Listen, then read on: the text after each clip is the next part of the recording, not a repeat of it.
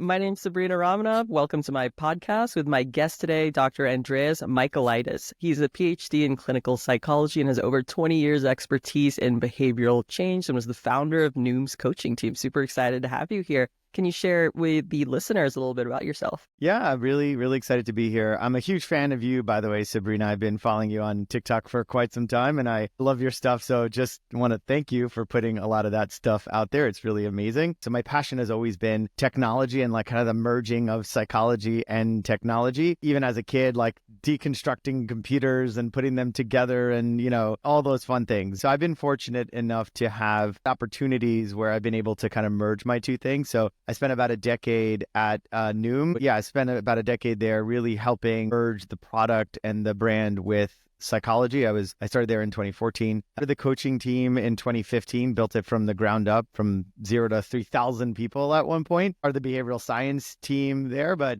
really my passion is really just like creating awesome products using psychological principles and things of that nature. Yeah, and for the audience who may not be familiar with Noom, can you just share a little bit about how it works? And would love to dive into how you used AI as part of behavioral change in psychology. So Noom is an app. It's a program that helps people develop healthy habits that they want to develop. So we've had a lot of different products over the years, but the product that has most popular has been the weight loss element of the product. The value proposition that Noom has is that it is geared towards changing mindset, changing different things with the way you're thinking. It's a psychological approach to essentially to weight loss. And then, I've helped advise on some things with AI at Noom. I think the AI stuff was happening towards the end of my career at Noom, but Noom has used AI to automate different things that we've developed over the years with coaching, things of that nature. And I get to use AI is in many other areas and respects in my life as well. So yeah, and I know ChatGPT has only been here for a few years, but what is the impact it's already had from your perspective on areas like coaching and therapy? And how do you expect kind of that relationship between AI and coaching and therapy to evolve over the coming years? I mean, I expect it to evolve tremendously. I'm fortunate in that the thing I'm building for myself is not related to therapy coaching, which allows me to actually see what a lot of other people are building as a consultant for other companies. And so what I see now is there's this like rush to make conversational coaching to replace therapists, right? And this has people freaking out like, oh my gosh, practitioners are freaking out because they're like, we're going to lose a job. Therapists are also freaking out because I was like, no way possible that a person can bond with a computer the way humans to humans can bond. What I kind of saw in this first wave of people trying to build products is just, let's use ChatGPT out of the box. Don't add a lot of system prompts to it. Let's just see what it does, pretend therapy, whatever. And, I think it's an interesting illusion of something right now, but it wasn't good. It was actually pretty irresponsible because people who actually need therapy and need a person who can think like a therapist might get the illusion that like, this is actually therapy, but it's not. And it's not going to do the things that it's meant to do as a therapist. So that first wave of people trying to hack these things together, I see that dying down now, and a lot more of the like, let's actually fine tune this now. Let's actually figure out how to give the right kinds of memory. How are we using it? Is this done via prompts, RAGs, combination of all the different things? Is it agentic? Is it OpenAI? Is it Claude? It's like all the questions. Now I see them trying to do this well, and I think really promising. So I'm excited where this can go. And I think people forget how many people don't actually end up seeing a therapist that can use therapy. And I think the World Health Organization put it to like 10,000 to 1 is kind of like what the need is right now for mental health workers to actual, individuals. So there's no way in this world that we're going to be able to make a difference and really help people the way they need it with traditional methods. And so I'm really excited about building these coaching systems, the therapy systems in a really responsible way that can really truly help heal the world. And I also think that we're not going to get to a point where AI completely replaces the human to human. There will always be people who want to be sitting across another human. The human to human connection is going to still exist for that, probably that percentage of people who see therapists right now. And I think, in fact, some people still seek it out. Yeah, it's been interesting to watch the developments. As you said, kind of the first wave was, okay, let's just plug it into Right. OpenAI ChatGPT and let it go. It didn't have any agentic things like access to tools, access to memory, access to best practices for each particular niche or maybe a Totally. mental health condition. And so it's interesting to see now where we're getting smarter about it. We're like, okay, this is not about one chatbot trying to solve every problem in psychology. Let's build like specialized chatbots or tools for each kind of condition and load it with as much knowledge that we have for that condition and best practices and frameworks as well. You mentioned it, like the concept of developing a relationship or feelings or emotions and attachment to an AI chatbot or AI tool. Like, what is your general thought on that? We can't look at it with the lens of our experiences in our generation and everything that we see. So we were lucky to kind of see this stuff develop over time. But my kids, they have normal conversations with AI, right? My child self-serves any song he wants. Alexa, play Thunderstruck. There is this new generation that's coming up right now. They will have a different perception of talking to bots. And attachment, our understanding of human attachment is really like kind of limited to culture and to societies. I mean, there are cultures in the world where parental bonding doesn't happen until after 2 years old. And the reason is because in those cultures, in those societies,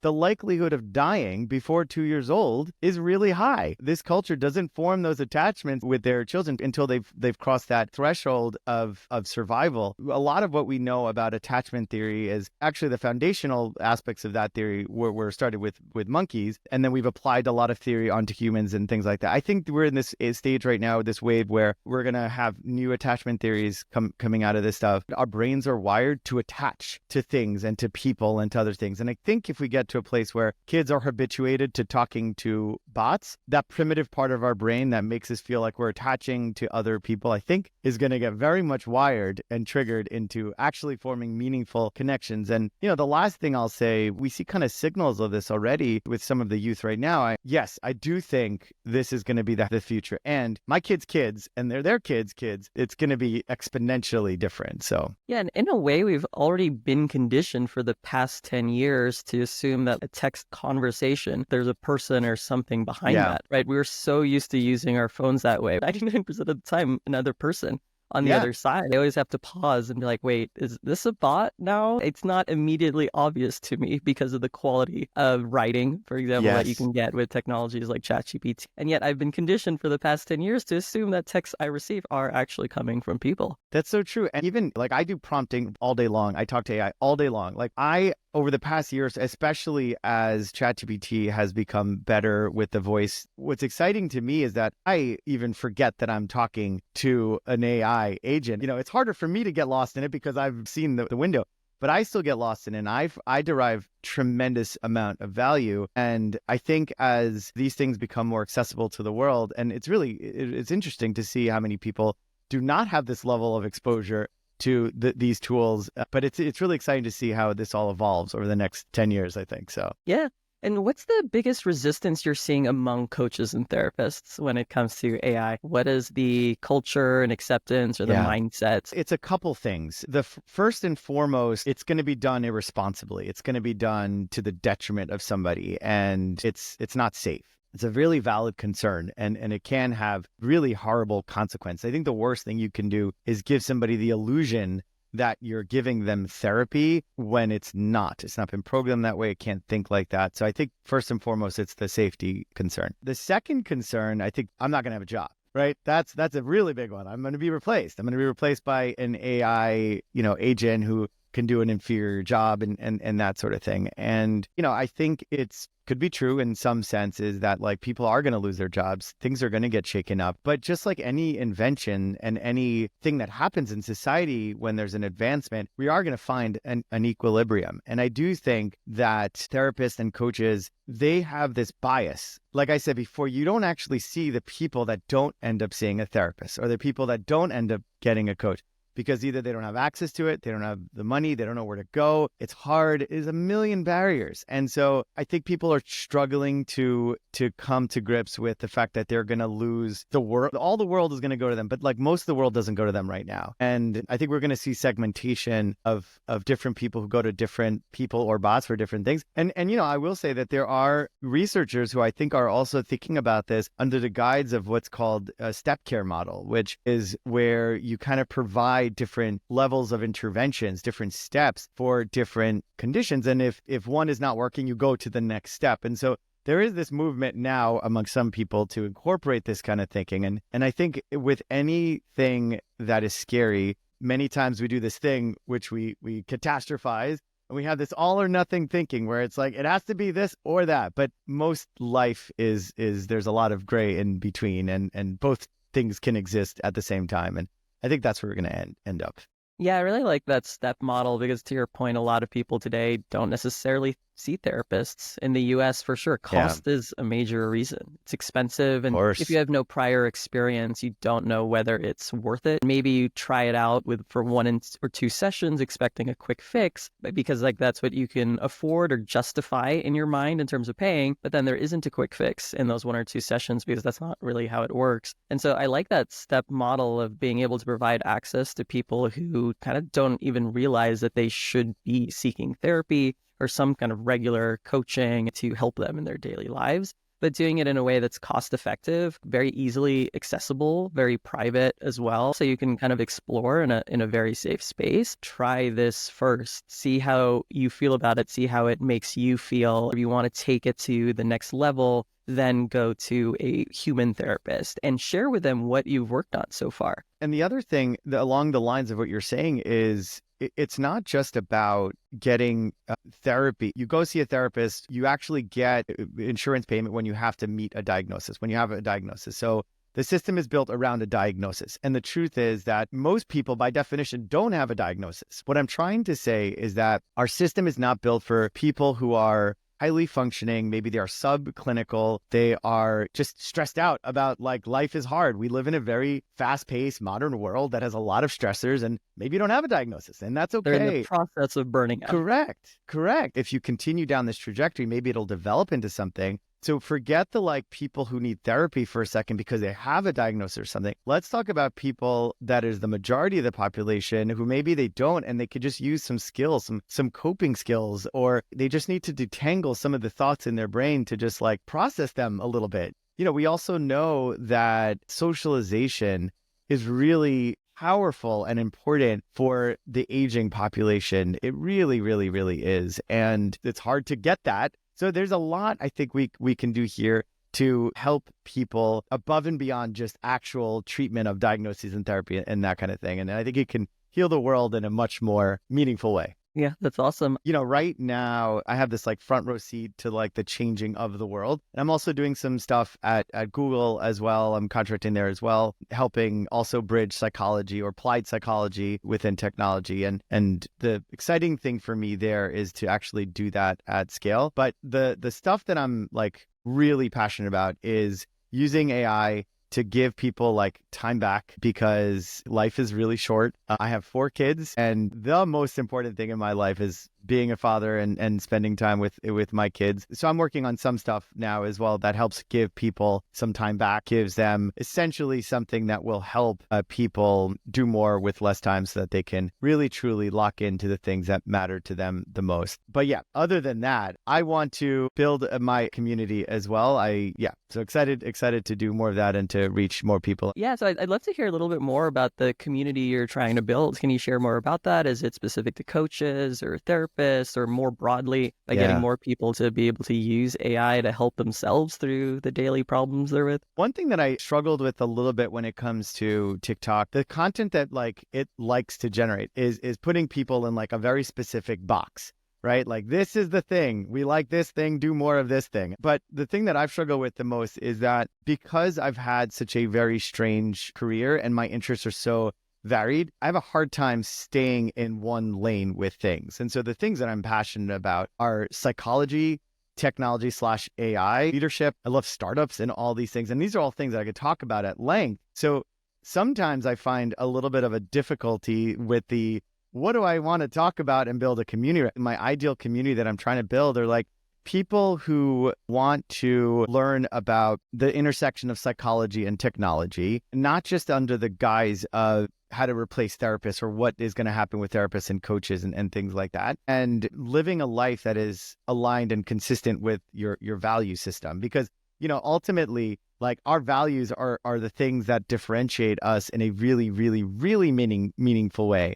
And so if we can use AI for the good, to make the world a better place, to get more time back, like, that's the community like I really want to be a part of. I think that's such an amazing community to build. That's something I would join. To your point, like the intersection of psychology and AI, our theories will have to evolve. They have like to. What we call attachment theory today did not account for this phenomenon, right? And it's all going to evolve. And what does that look like for the world? Can we develop frameworks, best practices to help other people also navigate this? One question I often get is like, how do you talk to your kids about AI? And I don't know how to authentically answer that question because I don't have kids yet, right? And so I'm not the one to answer that, but it would be amazing to have a community that is open to discussing questions like that. Like, who are you today? And how do you use AI to be the best version you can be? And you mentioned something that got me thinking, like the idea of like living according to your values. Because one thing I often hear from folks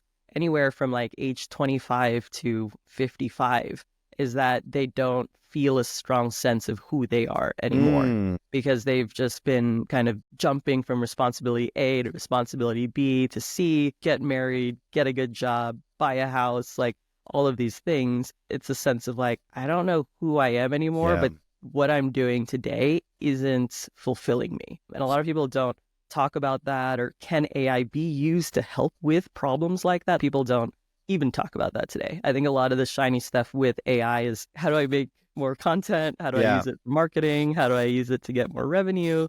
But to me, the more interesting fundamental and philosophical topics is like, how do I live my life? And now this new incredible technology is here. How am I going to live my life with this new incredible technology?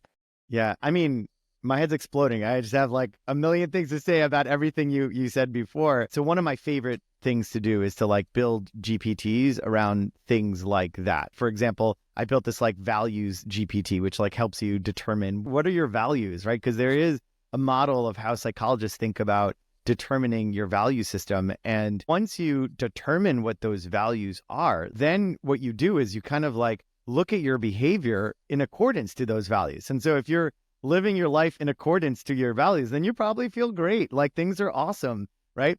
But if you're not, it's kind of the identification. Oh, that's why this sucks so much, because I value independence and I work for a boss where I don't get any independence. And so that's, there's a shift there when it comes to leadership autonomy or micromanaging.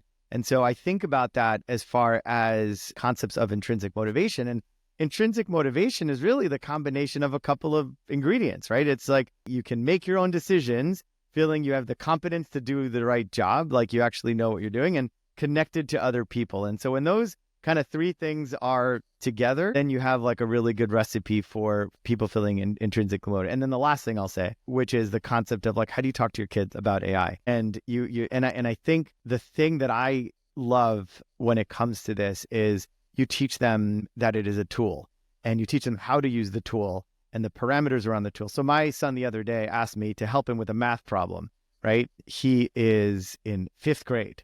And I looked at this math problem and I was like, I think the answer is this. And I think this is the reason why it's this. And I tried to explain it to him, but I was like, I'm not doing a great job. So I like literally took a picture of it. I sent it to ChatGPT and I was like, help me explain this to my 5th grader. And it like literally gave me step-by-step on how to like explain it. So it was a tool for me, but I also modeled to him, which is one of the best ways and strongest things you could do as a parent is to model behavior. Like, I use this as a tool to learn for myself. So for me as a parent, I'd love for my kids to super use AI all the time as a tool to enhance them, because that's the world we're going into right now. So I love that example. Like literally my most viral video on Instagram is just resources to teach your kids to learn AI. That's awesome. And I get questions all the time. A lot of the subtext is also like, what is my relationship with AI? Like that's still kind of blurry for a lot of people. So naturally, you're not sure how to model it for your children as Yeah. well. And you want to know what other parents are doing and succeeding with. There's definitely a need in terms of better understanding or simply having more conversations about how do we integrate AI in our lives, model it for our kids? How do we use it, as you said, responsibly, build tools that Yeah. are like actually smarter and more effective for tailored and narrow use cases? This is why I think it's ultimately so early in terms of AI adoption. The technology has been mind-blowing so far, but it's still very early in terms of trickling into all It's of so these early. other industries, healthcare, psychology, all of these different industries outside of core tech. Yeah. I think you're so right. It is so early because I don't know if you feel like this, but I'm always surprised at how little people utilize AI on a day-to-day basis. It feels like we're living a little bit in what the future is gonna feel like. And it's crazy. It's crazy to see where we're going. One thing that I noticed initially with businesses and is that it was this kind of like this mad dash to just get AI into everything. Like let's just stick AI. Let's put the word AI here because it does something, but they weren't really So trying to, evaluation, yeah. right? It bumps up the valuation, right? But they're not like coming from a problem first kind of model and thinking about it from first principles. And so a lot of the newer companies that are popping up right now are actually doing that. The core of these products are going to be AI, which is very different. So It's actually really funny you mentioned that. Somebody asked me for an upcoming Forbes piece. The debate was like, should your strategy be AI first, or should you utilize like other tools first before uh-huh. AI? And literally my answer was, you should start with the problem. 100%. You should not start with a solution. That's bananas. Yeah, it's like I suggested three, like start with a problem, look at what data you have, especially if it's an enterprise. Like you might already have a lot of like unstructured, structured data from customers. Can that inform the use of whatever tools? And then number three is then I would look at AI. That's why I do try to emphasize it's a tool, which means it's like many other tools, which means there's like a lot of other considerations before you just like wield it and go whack at everything. It's absolutely a tool. And so I love that people are shifting a little bit more towards that right now. And I kind of see that now too, which is really, really awesome. And to your point about like early adoption, I don't live in a tech bubble anymore. I'm in Salt Lake City. People here don't talk about AI. When I lived in the San Francisco Bay Area, I did a startup. I could walk into any cafe and you would hear all of the buzzwords: Right. crypto, AI, deep learning. There's a massive gap. And when I first started creating content, I went pretty technical. Here's how you build multi-agent workflows. Here's how you code this. And honestly, that content didn't get a lot of views. And I look back and I realize, a lot of people are asking very basic questions. What is ChatGPT? Is it free? How do I use it on my phone? How do I write better prompts? Some of the work that I'm doing at Google, but also a lot of the work I'm doing at Google is prompt design and actually training people up on how to write a good prompt. And, there's like a science to it and there's an art to it as well, right? And so it is interesting to see how few people, even in tech world, are able to write a good prompt, wrap the brain around how the LLMs work. But yeah, it's astounding. There's so many people outside of traditional tech who are trying to learn this stuff. Part of the reason I started this podcast is to shed light on topics like this: psychology, coaching, therapy, because AI in tech is amazing and everything, but what about AI for the people and like the actual daily problems we have in our life? Feeling stressed, dealing with conflict, having the courage to take a big leap, whether it's a career transition, starting your business. In my opinion, there's not enough attention, I think, on those types of topics and ways to apply AI to help people. And that's why I'm super excited about your expertise and everything you're working on and all the insights you're able to share. You're right. Yeah, and I think there's just so much we can do, but I think it boils down to we start with the problem, right? We really start solving the problem. And, maybe AI is one of the tools we use to solve that problem. It might not be the answer to that problem. Maybe there's a lot of different ways to do it. But yeah, ultimately, like what makes the world a better place? And if we can use AI to do that, then great. And I will say, I can tell you're wanting to teach people that because you show up really genuinely in that. And so when you live according to your values, you come off really genuine. And so I think that's a really good, when you said that to me, I was like, yeah, that's right. It makes sense that that's your value. A big part of your value is disseminating and teaching people information. those things change over time. Our values shift over time. And are we shifting as well? And yeah, super awesome. Super awesome. Any advice for coaches and therapists who are open to using AI to help them either become better or to provide tools for their clients? Like, what advice would you have for them today? Yeah. So one is I would encourage them, just like they would encourage their clients, to just increase their exposure to something, right? So new ideas, and even with therapy, with coaching, a lot of what is done in coaching and therapy is just exposing people to different thoughts and different experiences and that kind of thing. And so my first piece of advice is take your own advice and actually expose yourself to the powers of ChatGPT and really think about it as a tool, and and don't force it. Just try, just get in there and just try. And number two, I would say the world is going to change. Like, there's no doubt about it. Cannot fight it. You can be part of the solution, which is to help build this stuff responsibly, because it has to be built responsibly. Otherwise, we're going to damage the world. And so there is a lot of contribution that can and should happen. And by the way, I'll say another quick thing around this thing is, like, even amongst therapists and coaches, there's a really big gap of how we think about things and how a tech company thinks about things. And there's a huge delta, like an enormous delta. The 10 years I was at Noom, a lot of it had to do with like unlearning stuff I learned at school, because in school, no one teaches you how to work at a tech company, And a lot of the things that are published in the literature in psychology about what we know works and what doesn't work, that stuff is not based on a consumer population. That's, these are just like apples and oranges. And so I would challenge coaches and therapists we get to define the future, but we got to start thinking from the bottom up a little bit. And we can use what we know about the past to help inform us of what hypotheses and what things to test in the future. But there is a new future coming right now. And the last thing I'll say is that I really want to urge coaches and therapists to think about this on a global scale, on a global level, not just like 3 to 5%. I don't know what the exact statistic is of people that actually seek out services. Like, think about that 90 to whatever, 97% of people who actually don't pick up the phone. And those people, I think that's how you really change the world as well. So just think about it on a whole person level and outside of just like the people that come to seek services. So awesome. Love it. Thank you so much for joining me, Dr. Andreas Michaelides. Yes. Thank you, Sabrina, for having me. It's been such a pleasure.